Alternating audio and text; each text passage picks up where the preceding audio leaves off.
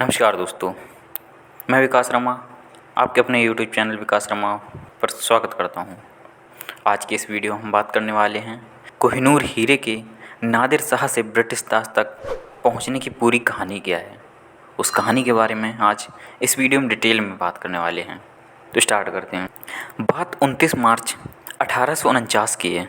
किले के बीचों बीच स्थित शीश महल में 10 साल के महाराजा दिलीप सिंह को लाया गया। उस बालक के पिता महाराजा रणजीत सिंह एक दशक पहले ही दिवंगत हो चुके थे। उनकी मां रानी जिंदन कौर को कुछ समय पहले जबरदस्ती शहर के बाहर एक दूसरे महल में भेज दिया गया था। दिलीप सिंह के चारों ओर लाल कोट और हैट पहने अंग्रेजों ने घेरा बनाया हुआ था। थोड़ी देर बाद एक सार्वजनिक समारोह में उन्होंने अपने दरबार के बचे खुचे सरदारों के सामने उस दस्तावेज पर दस्तखत कर दिया जिसका अंग्रेज सरकार बरसों से इंतजार कर रही थी। कुछ ही मिनटों में लाहौर के किले पर सिख खालसा का झंडा नीचे उतारा गया और उसकी जगह ईस्ट इंडिया का कंपनी का धारियों वाला झंडा लहराने लगा। इसके साथ ही सिख साम्राज्य पर न सिर्फ ईस्ट इंडिया कंपनी का प्रभुत्व हो गया बल्कि दुनिया का सबसे मशहूर हीरा कोहिनूर पर भी उनका कब्जा हो गया। कोहिनूर के बारे में जाता है कि इसे संभवतः तुर्कों ने किसी दक्षिण भारतीय मंदिर में एक मूर्ति की आंख से निकाला था। Kohinoor the story of the world's most infamous diamond पुस्तक के लेखक विलियम डेल रैम्पल कहते हैं, कोहिनूर का पहला आधिकारिक जिक्र 1750 में फारसी इतिहासकार मोहम्मद मारवी के नादिर शाह के भारत के वर्णन में मिलता है। मारवी लिखते हैं कि उन्होंने अपनी आंखों से कोहिनूर को देखा था। वो उस समय तख्ते ताउस के ऊपरी हिस्से में जुड़ा हुआ था जिसे नादिर शाह दिल्ली से लूटकर ईरान ले गया था। कोहिनूर मुर्गी के छोटे अंडे के बराबर था और जिसके बारे में कहा जाता था कि उसे बेचकर पूरी दुनिया के लोगों को 2.5 दिन तक खाना खिलाया जा सकता था।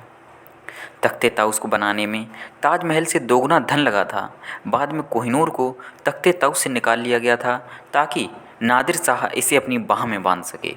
नादिर शाह ने करनाल के पास अपने 1.5 लाख सैनिकों की बदौलत मुग़ल बादशाह मोहम्मद शाह रंगीले की 10 लाख लोगों की सेना को हरा दिया था।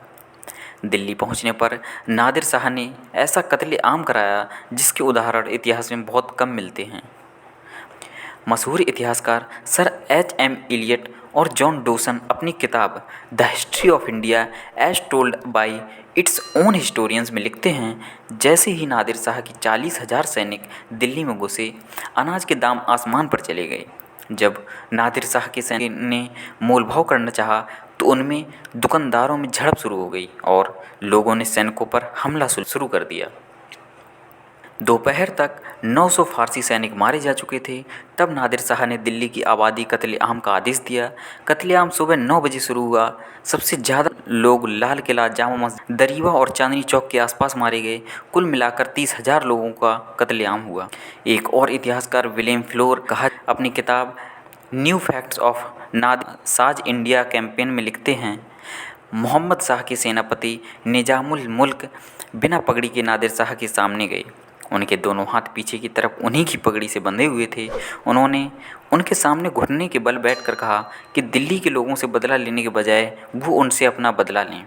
नादिर शाह ने इस शर्त पर कत्लेआम रुकवाया कि वो उनकी दिल्ली छोड़ने से पहले उनको 100 करोड़ रुपए देंगे। कुछ दिनों तक निजामुल मुल्क ने अपनी ही राजधानी को लूटकर वो धन चुकाया। संक्षेप में एक क्षण में 348 सालों से मुगलों की जमा हुई। विलियम डाल रैम्पल और अनीता आनंद ने कोहिनूर का इतिहास खंगालने में बहुत मेहनत की है।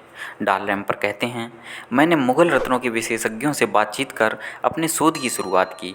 उनमें से अधिकतर की राय थी कि कोहिनूर के इतिहास के बारे में जो आम बातें प्रचलित हैं वो सही नहीं हैं।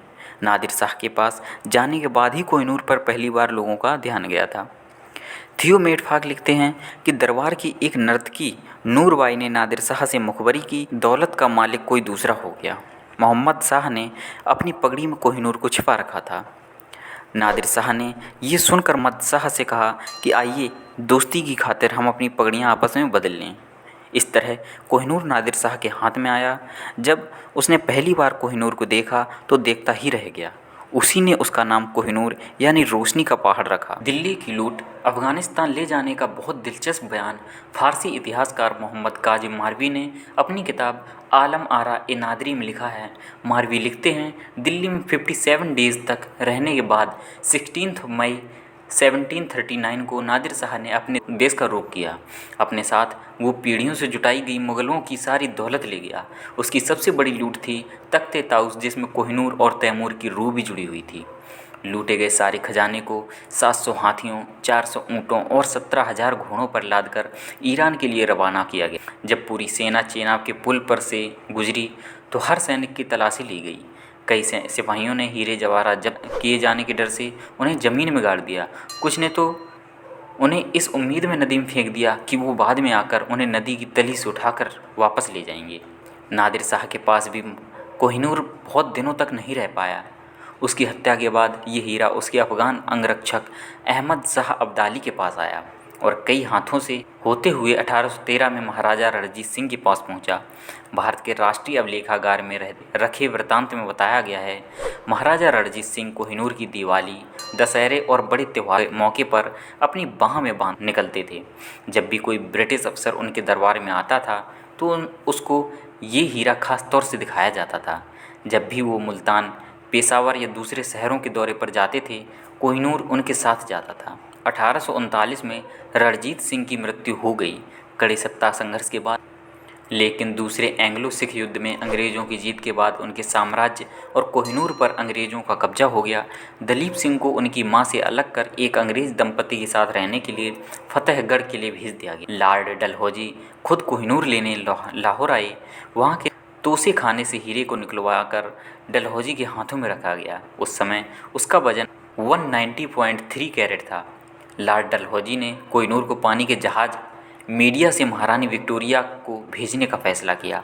उस जहाज़ को रास्ते में कई परेशानियों का सामना करना पड़ा।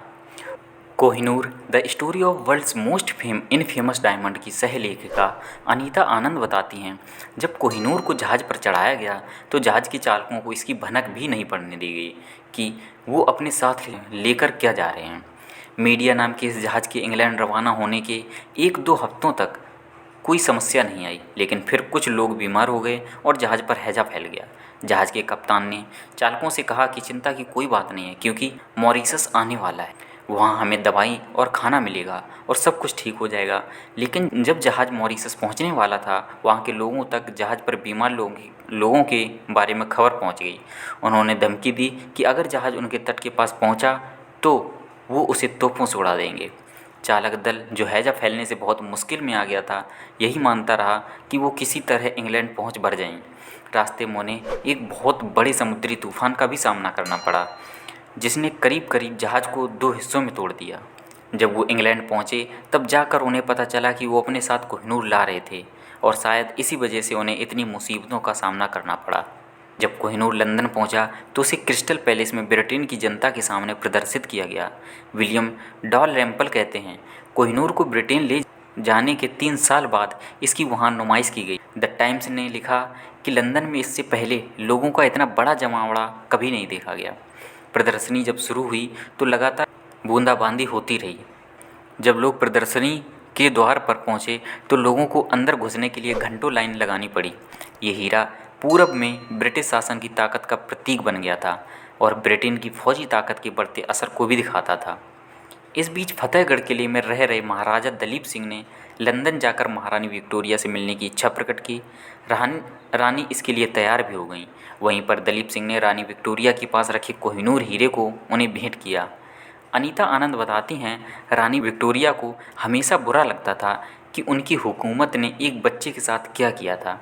वो दलीप सिंह को दिल से चाहती थी, इसलिए उन्हें उनके साथ किए गए व्यवहार पर दुख था। हालांकि कोहिनूर उनके पास 2 साल पहले पहुंच चुका था, लेकिन उन्होंने उसे सार्वजनिक तौर पर अभी तक नहीं पहना था। उन्हें लगता था कि अगर दलीप ने इसे देखा तो वो उनके बारे में क्या सोचेंगे। उस ज़माने में एक मशहूर चित्रकार हुआ करता था, फ्रांज जेवर विंटरहोल्टर। रानी ने उनसे दलीप सिंह का एक चित्र बनाने के लिए कहा जिसे वो अपने महल में लगाना चाहती थी। जब दलीप सिंह बकिंघम पैलेस के व्हाइट ड्राइंग रूम में मंच पर खड़े हुए अपना चित्र बनवा रहे थे तो रानी ने एक सैनिक को बुलाकर एक बक्सा लाने के लिए कहा जिसमें कोहिनूर रखा हुआ था। उन्होंने दलीप सिंह से कहा कि मैं आपको एक चीज़ दिखाना चाहती हूँ। दलीप सिंह ने कोहिनूर को देखते ही अपने हाथों में उठा लिया। उसे उन्होंने खिड़की के पास ले जाकर धूप में देखा। तब तक उसे कोहिनूर की शक्ल बदल चुकी थी और उसे काटा जा चुका था।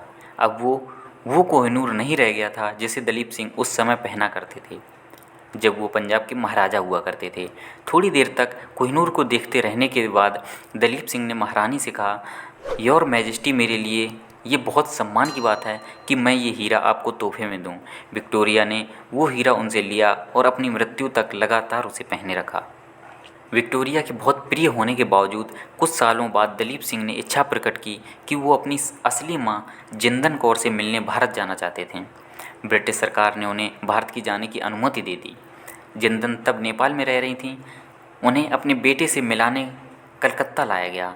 अनीता आनंद बताती हैं, दिलीप वहाँ पहले से ही पहुँचे हुए थे। रानी जिंदन कौर को उनके सामने लाया गया।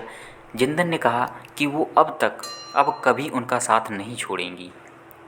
वो जहाँ भी जाएंगे वो उनके साथ जाएंगी। उस समय तक जिंदन अपनी आंखों की रोशनी खो चुकी थीं। उन्होंने जब दलीप सिंह के सिर पर हाथ फेरा तो उनको झटका लगा कि उन्होंने अपने बाल कटवा लिए हैं। दुख चीख निकल गई। उसी समय कुछ सिख सैनिक ओपियम वॉर में भाग लेकर चीन से वापस आ रहे थे। उन्हें जब पता चला कि जिंदन कलकत्ता पहुंची हुई हैं तो वो स्पेस होटल के बाहर पहुंच गए जहाँ जिंदन अपने बेटे दलीप सिंह से मिल रही थीं। उन्होंने ज़ोर ज़ोर से नारे लगाने शुरू कर दिए, बोलो सो निहाल, सत श्री अकाल। इससे घबराकर अंग्रेज़ों ने दोनों माँ बेटे को पानी के जहाज़ पर बैठाया और इंग्लैंड के लिए रवाना कर दिया। दलीप सिंह धीरे धीरे रानी विक्टोरिया के खिलाफ होते चले गए। उन्हें लगने लगा कि उन्होंने उनके साथ बेइंसाफ़ी की है। उनके मन में ये बात भी घर कर गई कि वो अपने पुराने साम्राज्य को दोबारा जीतेंगे। वो भारत के लिए रवाना भी हुए लेकिन अदन से आगे नहीं बढ़ पाए। 21 अप्रैल 1886 को उन्हें व उनके परिवार को पोर्ट्स ईद में गिरफ्तार कर लिया गया। बाद में उन्हें छोड़ा गया लेकिन उनका सब कुछ छीन लिया गया था। 21 अक्टूबर 1893 को पेरिस के एक बहुत मामूली होटल में उनकी लाश मिली। उस समय उनके साथ उनके परिवार का कोई शख्स मौजूद नहीं था। इसके साथ ही महाराजा रंजीत सिंह का वंश हमेशा के लिए खत्म हो गया। महारानी विक्टोरिया के बाद उनके बेटे महाराजा एडवर्ड सप्तम ने कोहिनूर को अपने ताज में नहीं लगाया लेकिन उनकी पत्नी महारानी अलेक्जेंड्रा के ताज में कोहिनूर को जगह मिली। कोहिनूर के साथ एक अंधविश्वास फैल गया कि जो कोई पुरुष उसे हाथ लगाएगा ये उसे बर्बाद कर देगा, लेकिन महिलाओं को इसे पहनने में कोई दिक्कत नहीं थी। बाद में भावी राजा जॉर्ज पंचम की पत्नी राजकुमारी मेरी ने उसे अपने ताज के बीच में पहना, लेकिन इसके बाद महारानी एलिजाबेथ द्वितीय ने कोहिनूर को अपने ताज में जगह नहीं दी। आजकल दुनिया का यह सबसे मशहूर हीरा टावर ऑफ लंदन के जेविल हाउस में रखा हुआ है। आज का ये वीडियो आपको कैसा लगा कमेंट बॉक्स में कमेंट करके आप बता सकते हैं, और ऐसे ही इन्फॉर्मेटिव वीडियो देखने के लिए चैनल को सब्सक्राइब कर लें। मिलते हैं अगले वीडियो में, तब तक के लिए धन्यवाद।